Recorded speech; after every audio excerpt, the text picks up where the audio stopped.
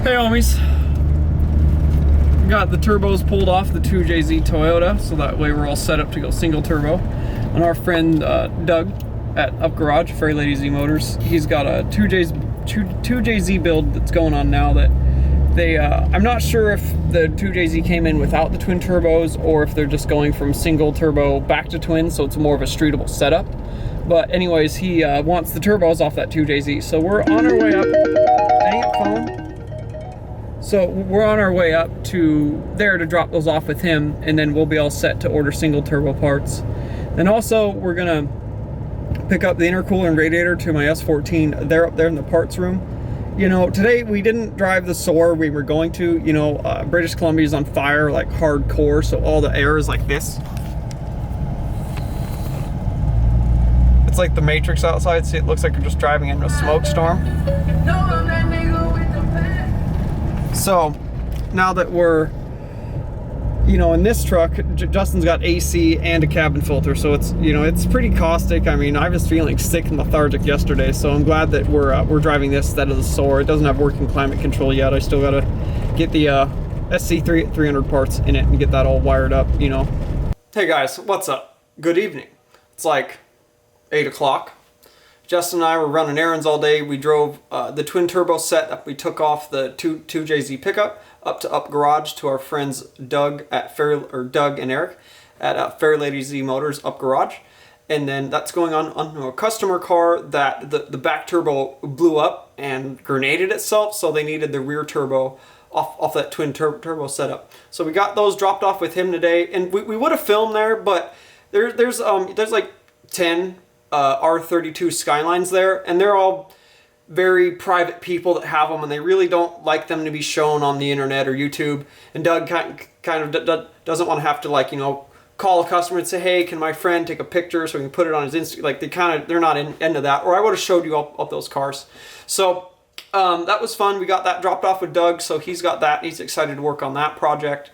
And then he gave us some very good information to button up the SOAR. We're going to go ahead and just CDO9 swap that car, and then put it up for sale, because I want to get me an R32. I'm going to get a GTS T4, so it's the all-wheel drive one, but it is an automatic. And then we're going to swap an RB26 into it. It bolts right up to the automatic transmission. And that's ultimately what I really wanted. So I'm going to go ahead and CDO9 swap the SOAR, put on some Anki wheels, pull off my works, so that way I can save those to go on the R32. Or maybe I'll put them on the S14, but I'll probably stick them on the R32. But yeah, so that's kind of a cool thing that we'll do there. So we're not going to 1JZ swap that car, so I'm going to probably put that 1JZ VVTi up for sale, and or maybe swap that in my S14 and then sell the first gen 1JZ. We'll see. I've got some thinking to do about it. We'll see whatever's a better setup in that car. I'll probably swap it in, but we'll see, guys. But mainly, that's what we'll do with the SOAR, so we can move on from that and get ourselves an R32 like we've been wanting for a long time. But anyways, and then also I stopped by my friend Jeff's, and I picked up some Doug Thoroughly headers for my 4th generation 4Runner. That'll be super cool, because it's had an exhaust manifold leak for about 4 years on the passenger side. It's really irritating, and I haven't been able to get around to fixing it, because, you know, I'm always working on everything else. So that'll be cool to be able to give that thing some attention. It really needs it, and it's really quiet, so you can't even hear the engine really. So that'll be pretty cool to be able to get some engine sound and hear that thing now. But anyways, guys, so we got to knock out a power steering line that goes from the reservoir to the high pressure pump. And then we got to put fluid in the rear differential and seal that up. And then we have the exhaust pieces. We have to put those on so it's ready for its test drive. And then we're just waiting for those brake lines to come in. So we'll get all those pieces knocked out. Plus we've got some breakers for the dual battery kit to go ahead and replace the fuses with. So in case that ever happens, it's got a breaker and you can do that instead of like, where am I going to get this fuse at when you're on the trail or whatever. It's always better to have breakers in a system like that. So we've got those to put on as well. And then we're all set to just bleed the power steering system and fill it up. And then also fill the brakes up and bleed that. So as soon as the brake lines get here, if I can speak. But yeah, guys, so let's fire up the time lapse, and let's get that high pressure power steering line on. We'll get you up, you know, cool view. It's kind of tough to film, you know, because it's above our heads. But let's get that done, and then we'll fill up the rear diff and get some of these things knocked out so we're all set for our brake lines to come in. Let's do it.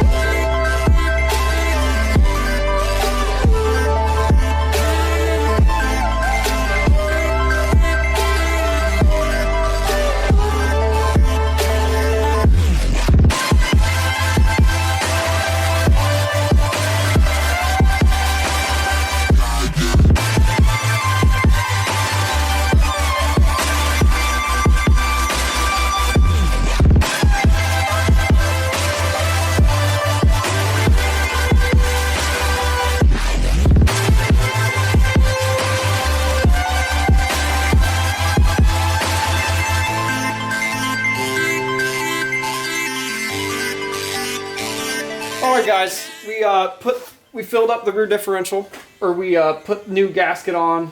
Well, we cleaned everything, used new RTV on the back here, and then we got the diff cover back on. So we're let that set up overnight before we add fluid to it in the morning. And then we'll get back in here, and we got to do a little bit of research this evening on the power steering fitting for the Silverado, the one that goes between the high pressure pump and the box itself. The kit, the PSC kit, only came with one of the fittings, so we're gonna do a little bit of research online and make sure like why they did that, or if there's a specific reason for it. So we'll catch you guys in the morning, and we'll continue working on this stuff.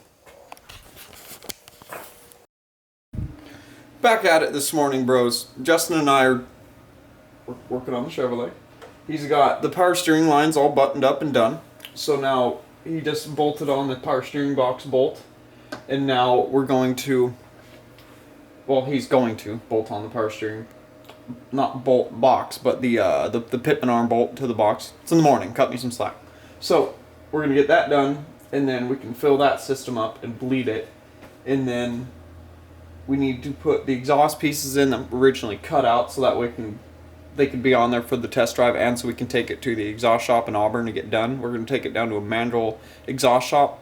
I forget the name, but it's a friend of Eric's, and we're going to take it down there, and they're going to build a full system on it, like kind of in the middle of the test drive. And then that'll be all done. So when it's tore down for powder, all we have to do is reassemble it, and then he's off to the races. So we're going to get those things done, and then there was one other thing, I can't remember.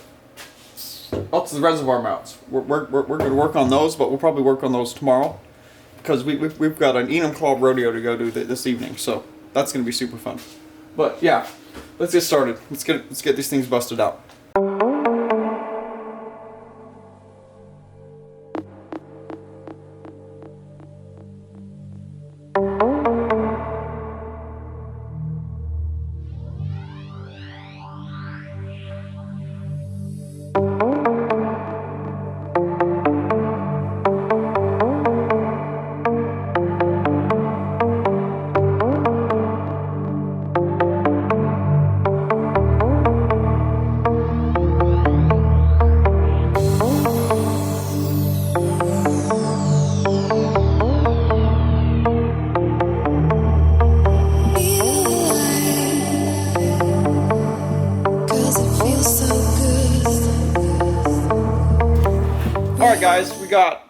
system full as we can. So now Justin's going to go ahead and climb in here and start it up for the first time since we started doing the, well, since we brought it in to do the link system on it. And we'll get that to fill up the lines down to the RAM and help get some of the air bubbles out of it as we're circulating the steering from left to right. You know, we did it manually, so we got it pretty full, but we want to do that so it can fill up the pump and everything, and the bubble trap that's in the reservoir will kind of start to get the bubbles all out of the system too. So we're going to go ahead and do that. Let's see how it goes.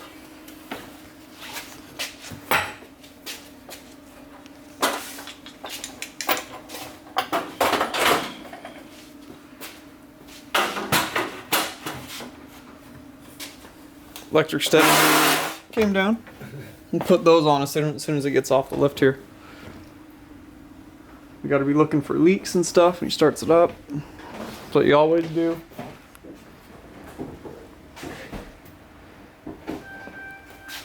It's gonna sound loud. Open exhaust.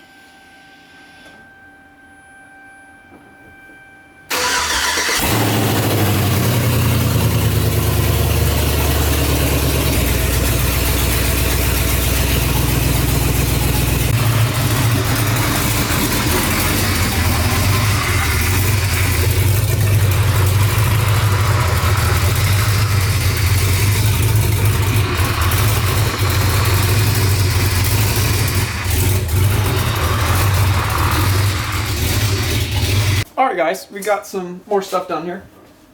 Excuse me. Justin finished drilling out the frame side track bar mount. He finished drilling out the holes for that and bolted that up. And then he needs to get down here and he's going to fully weld the track bar mounts on, well, the axle side, right? And then also we RTV'd the diff cover on last night, like you guys saw in the time lapse. And now that that's fully cured, we're going to go ahead and fill that up. And then we only have to put the exhaust pieces back in. That's why it was so loud to the previous owner when he put the shackles on. Put them on, cut those pieces out, put the shackles on, re-welded them back in, and they were like that. So we had to do the same thing to get them off. So now that that's like that, we're going to go ahead and put those on tomorrow, get those exhaust pieces in, so that way, hey dogs, so that way that's all ready to go down to Auburn to the exhaust shop there and get the full system made. But yeah, we're looking really good here. Let's fill up this differential now.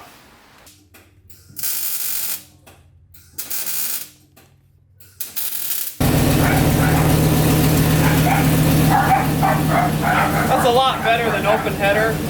It's still pretty loud, but you know, it's kind of hard to tell. You got a light, Justin?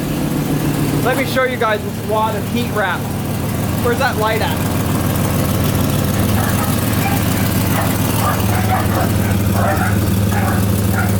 Justin's getting the light. Let me see if I can show you guys. Like, I don't know who did that, but it's like they're trying to bandage an exhaust leak. So we're pretty sure that's where all the noise is coming from, but at least it's not open header and it'll get us down to Auburn.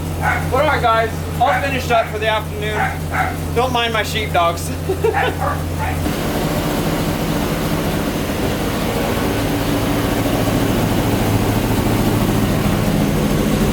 She's running, boys.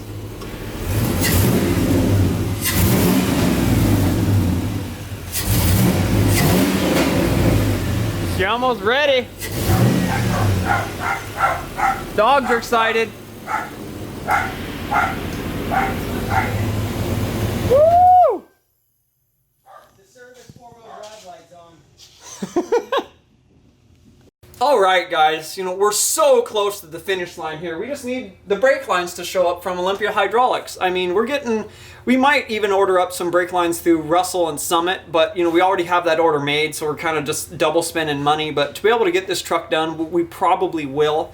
But, you know, we got the exhaust pieces on today, and then before that, we Justin drilled all the extra holes for the track bars and stuff, fully mounted them up.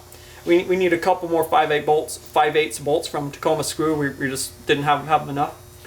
And then we got the steering system completely bled today and filled up. No leaks. no big deal or anything. That felt super good to have that just work out the first time. I bled that system. Now we just gotta fill the rear differential next in the next episode. We're just letting the RTV set up really good, and then throw the running boards on, and come up with either those brake lines will show up. Olympia Hydraulics will call me and say they're ready, or we'll order up some stuff through Summit, which just takes 2 days, and then we'll throw all that on, and then we'll catch you guys in the next episode here where we take the Silverado for a test drive. That's going to be exciting. You know, we're going to probably drive around here a little, make sure it's good, and then we're going to cruise it down to Auburn and drop that off at an exhaust shop down there that it's a good friend of Eric's, and he's going to, it's the only mandrel bent exhaust shop in all of Washington State, so it's going to be a nice system on the truck. So from there, guys, thank you guys so much for watching. Thanks for your constant support as always. Drop a comment, let Justin and I know what you think of the Silverado so far. It sounds like a damn mud truck. It's super cool. If you guys like Cougar House Garage, you like what we do, remember to hit the bell up there for those notifications so when I upload, you guys know. And check us out at cougarhousegarage.com. Check us out at Facebook/Cougar House Garage. And we are Cougar House Garage on Instagram, guys. Follow along with all the projects there. We'll catch you in the next episode.